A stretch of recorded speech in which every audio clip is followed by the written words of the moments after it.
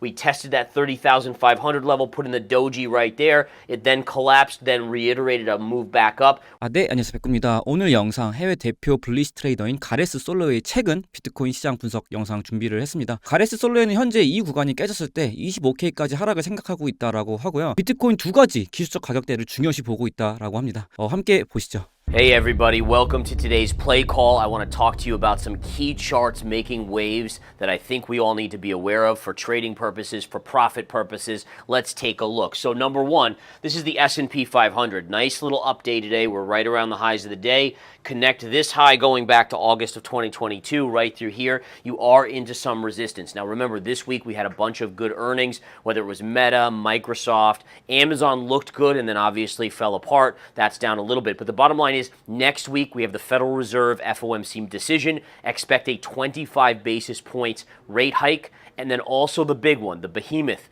Apple will report earnings next week. That is going to be huge for this market. Considering the run-up, I'm starting to get a little bit more bearish for next week on the markets. I want to show you why here. So, number one, if we look at Apple's chart here, Apple early in the day surged. It's now pulling back. You might get a topping tail. Topping tails in technical trading, guys. This is it.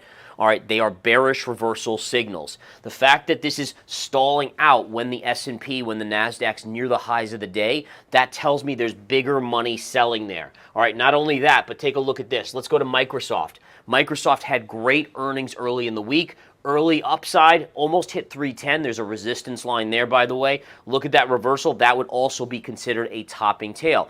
All right, same thing.